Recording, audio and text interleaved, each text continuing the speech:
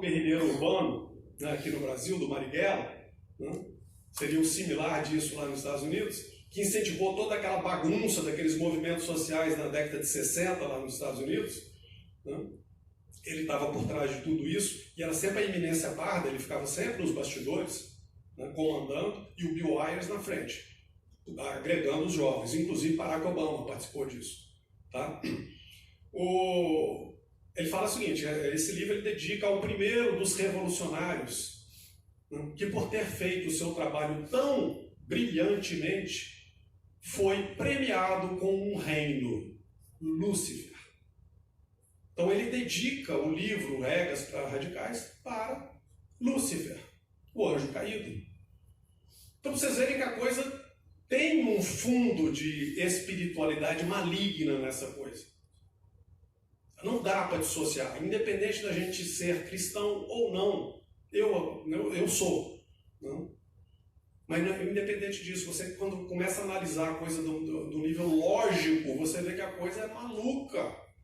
É coisa demoníaca. Leia o Manifesto Comunista para ver o que há de proposta naquilo lá. Tem gente que tem que ler. Leia esse livro do Engels, A Origem da Família, Propriedade Privada e o Estado. Vocês veem os absurdos que estão escritos ali, como aqueles pequenos trechos que eu li. Né? E esses existencialistas ateus também não acredito que fossem ateus, né? Da década de 40, 1940 e 1950, os principais ideólogos, a principal delas, Simone de Beauvoir. Né? E é importante a gente conhecer a biografia desses personagens. Né? Simone de Beauvoir, ela era amante, né, de Jean-Paul Sartre, que era o principal filósofo do existencialismo. Né? E ela cativava meninas menores para orgias sexuais. Tem isso documentado, um livro muito bom da Ana Carolina Campagnolo sobre o feminismo, ela mostra isso e mostra a documentação disso. Né? E ela cooptava essas meninas para fazer orgias sexuais, meninas menores, e depois levava para a cama do Jean-Paul Sartre. Olha o nível de comportamento dessas pessoas. Tá? Então o que ela diz? É uma das primeiras que escreve isso. Não se nasce mulher nem homem, mas escolhe-se ser mulher ou homem. O gênero é uma construção social. Logo, as hierarquias e diferenças devem ser eliminadas, impondo-se relações igualitárias entre seres humanos diferentes. Então, os construtivistas sociais da década de 1950 e 60 eram o principal Jacques Derrida e logo depois o Michel Foucault, né, com a história da sexualidade. E eles dizem, de uma maneira geral, né, que não existem objetos, não existe a realidade. E nem os sujeitos. Aquele homem que descobre a realidade não existe. Nem a realidade, nem o homem que descobre a realidade. Né? Tudo é construção da linguagem. Por isso é que é importante eles dominarem a linguagem. Né? E quando você começa a estudar neurociências, você vê que a programação dessa rede de computadores que tem aqui dentro, que é uma rede de 100 bilhões de computadores, complexa, extremamente complexa, a programação dela é pelo comportamento. Né? Existe uma teoria chamada teoria neurolinguística, que você faz programação do seu cérebro através da linguagem, e é verdade. A linha de terapia psicológica cognitivo-comportamental trabalha exatamente nisso, é fazer uma reprogramação cerebral através de mudança de comportamento. Então é importante a mudança de comportamento. Tá? Então é a linguagem que é construída pela sociedade e, portanto, mutável, né, segundo as circunstâncias do tempo. E como eu falei que biografia é importante, o Michel Foucault, só uma observação, o Michel Foucault, né, ele descobre que estava HIV positivo, e ele desenvolveu a AIDS, ele desenvolveu a doença, porque nem todo HIV positivo desenvolve a doença, né, assim da deficiência imunológica. Ele desenvolveu, e mesmo sabendo disso, ele continua praticando orgias e contaminando seus parceiros. E morreu em 1984 de AIDS, tendo levado para o caixão outros tantos junto com ele. Então, é esse nível de pessoas que propõem esse tipo de ideologia. Não? Aí vem a questão do feminismo. O feminismo tem várias etapas. Eles consideram que hoje, esse livro da Ana Carolina Campagnolo é muito bom sobre isso. Hoje em dia eles dizem que está na fase do feminismo radical, que seria a quarta fase do feminismo, né? E tem vários expoentes aí. A Shulamit Firestone, com esse livro dela, Dialética do Sexo, ela fala que é necessário que a classe oprimida, as mulheres, e no marxismo a classe oprimida era dos operários, né? E eles descobrem que isso era uma falácia, porque o capitalismo melhora a condição dos operários, aí eles param de lutar pela implantação do socialismo, né? Então eles mudam, então os oprimidos na teoria de gênero passam a ser as mulheres, né? É a classe oprimida então das mulheres. Ela tem que se rebelar e assumir o controle da função reprodutiva, né? Então, os principais ideólogos, Shulamit Firestone, Betty Friedan, Nancy Choradoff, Christine Rideout e Alison Jagger, né? E há uma aliança, né, que a gente vê até hoje entre o movimento feminista e os movimentos LGBTQ+. Né? Antigamente era só LGBT. Né? Que são contrários ao casamento e à família. É engraçado, eles são contrários ao casamento monogâmico heterossexual, mas são a favor do casamento poligâmico, como já existe uma proposta de um deputado, né, que depois ele retirou fora, o Orlando Silva, se não me engano. Né? Tá? Então, existe a proposta de poligamia, e já existem alguns países que aprovam isso, o poliamor. 3 homens com 4 mulheres, 5 homens com 3 mulheres, e assim por diante, quando quiser. E já existem propostas, isso foi denunciado pelo Olavo de Carvalho há muitos anos. Ele falou: se preparem, porque depois desses temas eles vão começar a falar de zoofilia. E já tem países com proposta de aprovação de casamento entre homem e animal. Tá bom? E já existem casais lutando na justiça, na Holanda, se não me engano, na Bélgica, para serem oficializados o casamento seu com seu cachorrinho.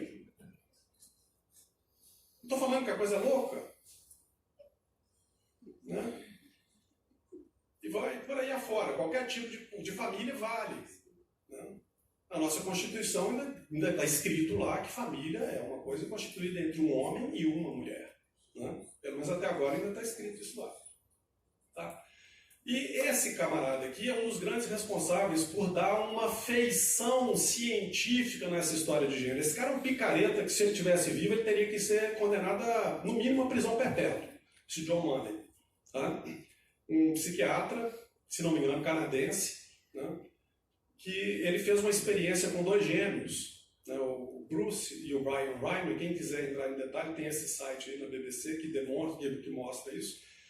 Resumindo a história, o Bruce foi fazer, eles foram fazer, os dois, né, foram fazer a circuncisão, né, foram fazer a circuncisão, e no primeiro, que foi o Bruce, né, deu um curto-circuito no bisturi elétrico e decepou o pênis dele. Eles tinham 4 meses de vida, se não me engano. Né? Então, os pais ficaram apavorados: o que nós vamos fazer, o que a gente vai fazer? E eles tinham ouvido uma palestra do John Money falando essa história de que não se nasce homem ou mulher. Você escolhe aquilo que você quer ser. E se você pegar um homem, nascer um homem, e cuidá-lo, e criá-lo como se fosse mulher, ele acabaria se tornando uma mulher. Olha a aberração. Aí procuraram esse cara e ele falou: não, eu vou dar uma solução para isso. Vamos pegar o Bruce, vamos fazer uma cirurgia de redesignação sexual, né? Arrancaram o resto das coisas que ainda tinham ali, fizeram uma vagina artificial, e daí para frente ele foi criado como menina. Vestia como menina e passou a ter o nome de Brenda. Né?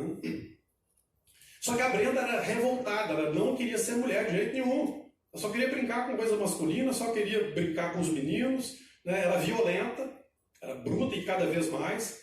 Então, até que chegou na adolescência, o pai não suportou mais. Aí o Dr. John Money publicando trabalhos e mais trabalhos em revistas científicas. Esse cara trabalhava no Hospital Johns Hopkins, de Nova York. Fundação Johns Hopkins, que é uma das mais conceituadas, né, instituições científicas de medicina no mundo. E ele foi publicando trabalhos dizendo que aquilo era um sucesso, que maravilha, que ele tinha conseguido, né, criar uma menina a partir de um menino. Só que chegou na adolescência, o pai resolveu contar, ele não suportou mais a pressão e resolveu contar a verdade. A Brenda ficou super revoltada e exigiu que se fizesse uma cirurgia para voltar atrás. Fizeram, né? Tem como fazer isso, tecnicamente dá para fazer. É complicadíssimo, mas dá para fazer. Fizeram a cirurgia, fizeram tratamento hormonal de volta, voltou a ser homem, agora com o nome de David. Olha só, era Bruce, mudou para Brenda e depois passou a ser David. Imagina a confusão que dá na cabeça do adolescente. Adolescente, isso. Né? E ele acabou conhecendo uma mulher que já era viúva e tinha 2 filhos, se casou com ela, porque ele não podia ter filho, né? Ele estava estéril. Né? E se casou e tal. No final, pouco tempo depois, ele se suicidou. Ele não suportou o sofrimento que foi trazido por isso e suicidou. E o John Money tinha abandonado o tratamento dos dois há muito tempo, porque o outro, o Brian, irmão gêmeo, também suicidou em pouco tempo depois. Então trouxe um sofrimento a tudo e a família desagregou totalmente, o pai virou alcoólatra, coisas nesse nível. São as consequências dessas aberrações. E eu vejo isso no consultório. Né? Então, é o que eu falei. O John Money continuou trabalhando normalmente e tentando fazer outras experiências nesse nível. Né? Hoje, provavelmente, ele teria sido condenado à prisão. Por falsidade ideológica e outras coisas mais. Tá. Então, o que há de diversidade? É um mundaréu de coisa. Tem mais de 100 gêneros propostos. Homem, mulher, homossexual masculino, homossexual feminino, bissexual masculino, bissexual feminino, trans, não sei, trans homem, mulher, trans mulher, homem, e vai por aí afora. E esquecem a questão genética, que é o X e o Y. Né? E vários estudos de gênero do mundo acadêmico, eles... Tem um site, quem tiver curiosidade, chama Academia. Vocês vão ficar horrorizados com a quantidade de trabalhos pseudocientíficos sobre gênero que tem ali. É tudo sobre lesbianismo, sobre homossexualismo masculino e assim por diante. Financiados com dinheiro público. Tá? E, por último, das filósofas, essa veio no Brasil ano passado, inclusive, Judith Butler, que é a autora da teoria queer, que não é mais a questão de gênero. É que você pode ser aquilo que você quiser. Né? E tem exemplos. Né? Tem um camarada de 56 anos, num país europeu, não lembro, eu acho que é a Bélgica, se não me engano. São os 2 países que estão mais avançados nessa história, que é Bélgica e Holanda. Né? Esse cara tem 56, agora eu não sei qual a idade dele, mas ele tinha 56 anos, ele se comportava, se vestia como uma criança de 3 anos de idade. Né? E foi adotado por um casal como sendo uma criança de 3 anos de idade. E eles estavam brigando na justiça para ele ter o direito de frequentar a creche, junto com crianças de 3 anos de idade. São esses absurdos que a gente tem que ver. Então eu falo, caramba, ainda bem que eu sou psiquiatra, porque eu vou fazer uma psicanálise de mim mesmo. Porque senão eu desequilibro, cara. Né? E essa magnífica autora, né, ela esteve na USP dando uma palestra sobre essa maravilha. Tá? E como é que a gente pode desconstruir isso? De várias formas. Primeiro, pela ciência. A ciência, todos os trabalhos científicos mostram exatamente o oposto. Né? E para desconstruir isso, eu gosto muito desse vídeo sobre os macacos, o segundo que está ali. Né? Uma experiência que fizeram nos Estados Unidos, está no canal da BBC. Eles pegaram brinquedos tipicamente masculinos, brinquedos tipicamente femininos. Eram bonecas e carrinhos. Né? E foram num santuário de macacos, né? Bob Race, se não me engano, é a raça desses macacos que tem lá na Inglaterra. E o tratador começa, o psicólogo espalha no gramado, um gramado enorme, ele vai espalhando esses brinquedos de maneira aleatória, e aí eles começam a chamar os macacos. Vão chamando os macacos vão descendo da árvore, curiosos, né, como sempre, né, e vão pegando os brinquedos. 100% dos machos pegaram carrinhos, e 100% das fêmeas pegaram bonecas. Mas onde é que está a construção social em macaco? Qual a influência da sociedade dos macacos em cima desse comportamento? Tem alguma? Então como é que pode ser uma construção social? E outra coisa, de vez em quando um macaco chegava lá, e pegava, porque ele usa força, né? O macho é mais forte, chegava lá e tomava a bonequinha da fêmea, né? Aí eu olhava assim, a boneca e tal, batia no chão, é um inimigo, né? No mínimo é um concorrente que está disputando a fêmea. Né? Batia, depois largava para lá, ia pegar um carrinho e subia para a árvore. Então não existe esse negócio de construção. E o outro é esse livro da Tábula Rasa, que eles dizem que o ser humano nasce igual um livro vazio, são páginas em branco. Né? Então a gente não nasceria com reflexo de sucção, a gente não nasceria sabendo mexer as nossas mãos, a gente não nasceria sabendo mamar, se fosse realmente tábula rasa. Então tem vários trabalhos que demonstram exatamente o contrário. O próprio autor do livro, o Steven Pinker, ele derruba isso aí com essa história de 21 meninos, ele pega as histórias de cada um deles, né, que tiveram defeito congênito, eles nasceram com anomalia, que nasceram sem o pênis, meninos, né, biologicamente XY, né, que nasceram sem o pênis. É uma anomalia extremamente rara. Eles foram tratados e vestidos como meninas, os 21, de acordo com John Money. Né? E alguns deles, o próprio John Money deu o seguimento. Né? Alguns até receberam vagina artificial, fizeram a cirurgia de redesignação. Né? E apesar dessa influência do ambiente, todos, depois da adolescência, passaram a optar pelo sexo masculino. Nenhuma exceção. Tá? E o que diz os neurocientistas? Todos os trabalhos que pesquisam através de imagens, principalmente ressonância magnética funcional, demonstram que cérebro de um homem é diferente do cérebro da mulher. A maneira de funcionar de um é diferente da maneira do outro. E tem principalmente na área mais central do encéfalo, que é o tronco encefálico, que é relativo aos instintos. Tem alguns autores que chamam inclusive de cérebro reptiliano, porque é igualzinho de um crocodilo, né?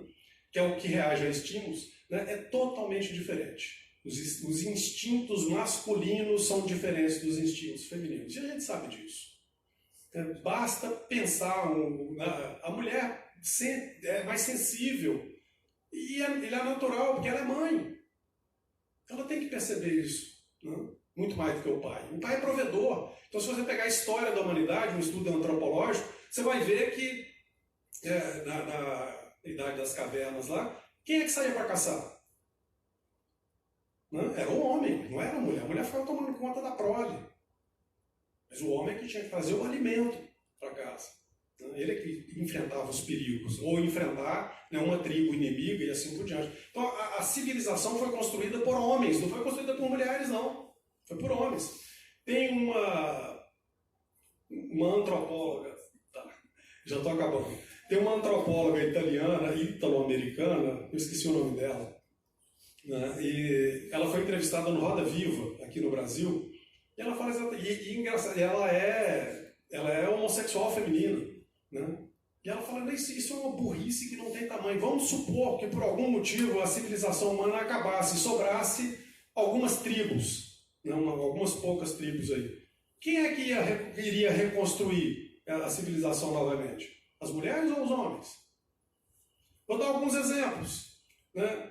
No que depende de força física, não dá para comparar. Então é um absurdo. Eu gosto muito da Ana Paula do vôlei, porque ela fala contra aquele jogador que virou mulher. Né? Aquilo é uma covardia que não tem tamanho. O cara era péssimo jogador masculino, aí passa a ser a melhor jogadora. MMA também, tem um lá, um Brutamontes lá, que virou mulher. Né? E na primeira luta matou a outra, que tinha sido campeã. Então não dá para demonstrar. A seleção brasileira de futebol feminino, né, que é uma das melhores do mundo, né, na preparação para a Olimpíada de 2012, né, o técnico resolveu colocar como sparring delas o time sub-15 do Bangu, o time masculino sub-15 do Bangu. Elas tomaram a surra na primeira partida, que foi lá embaixo. Elas estavam cotadas para medalha de ouro, e esse ano, se não me engano, elas pegaram a medalha de prata. Perderam só para os Estados Unidos lá. Né? Então você vê que no que depende de força, você vê meninos sub-15 batem nas melhores jogadoras do mundo. Fácil. Então não dá para comparar. No que depende de biologia, né, de força muscular, não dá para comparar. Então são coisas que são masculinas, tem coisas que são masculinas, tem coisas que são femininas. E você pega mesmo esses países que estão mais avançados nessa questão de gênero, na igualdade de atividades, passa por uma fase de mudança e depois, por exemplo, a Suécia. Tem profissões que continuam sendo tipicamente masculinas e profissões que continuam sendo tipicamente femininas, escolhidas por maioria de mulheres e escolhidas por maioria de homens, tipicamente. Porque isso tem a ver com o desenvolvimento cerebral, tem a ver com a facilidade neuronal de cada um, que é diferente. Né? E do ponto de vista médico, eu vou ter que correr um pouquinho, porque eu já passei do meu tempo. A neonatologia mostra isso, né, que você tem inúmeros reflexos, então isso aí eu falei, derruba essa questão da tábula rasa, né, a gente já nasce sabendo fazer um monte de coisa. Né. A endocrinologia pediátrica, né, mostra a questão hormonal, como é que ela é fundamental, né, o hormônio masculino, como é que ele tem um papel fundamental nessa estruturação, né, e do estrogênio, no caso da mulher. Né. A embriologia tem vários trabalhos, eu cito alguns aí. No livro do Jorge Scara, ele coloca uma lista enorme de livros. Né? E na psiquiatria, a questão da disforia de gênero. Né? Então, o que diz o próprio DSM no seu trabalho? Ele mostra que, nos casos reais de disforia de gênero mesmo, né, é suspeitar que quando a disforia é suspeitada na idade pré-escolar, e vão acompanhando esses meninos com acompanhamento normal e tal, 97,8% dos meninos que achavam que seria melhor ser menina, né, optam depois por ser homens. Né? E 88% das meninas que queriam ser homens e que se comportam como homens na adolescência, se deixar o transcurso natural, sem interferência nenhuma, elas optam por ser mulheres depois. Mesmo que tenham um comportamento homossexual. Eu disse que uma coisa não tem nada a ver com a outra. Né? Uma homossexual feminina é uma mulher que gosta de fazer sexo com outra mulher. E o homossexual masculino é aquele homem, ele é homem, mas que gosta de fazer sexo com outro homem. Isso não tem nada uma coisa a ver com a outra.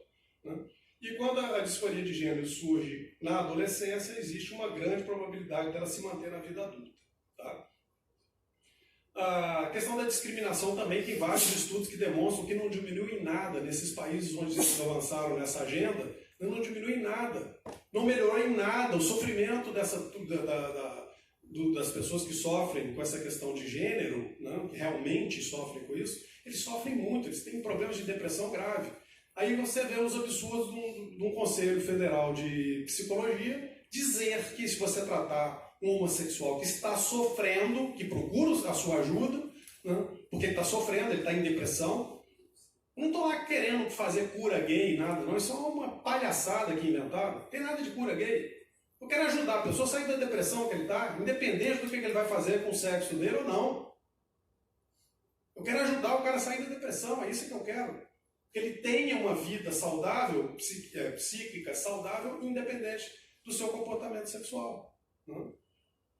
E tem várias produções científicas que mostram que essas medidas políticas, na força, né, imposição, lei de homofobia, essa, né, porcariada toda aí, né, que isso aí não ajuda em absolutamente nada. Tem vários, isso produzido em países que são sérios na pesquisa científica, porque o Brasil não é sério em pesquisa científica, infelizmente, de uma maneira geral.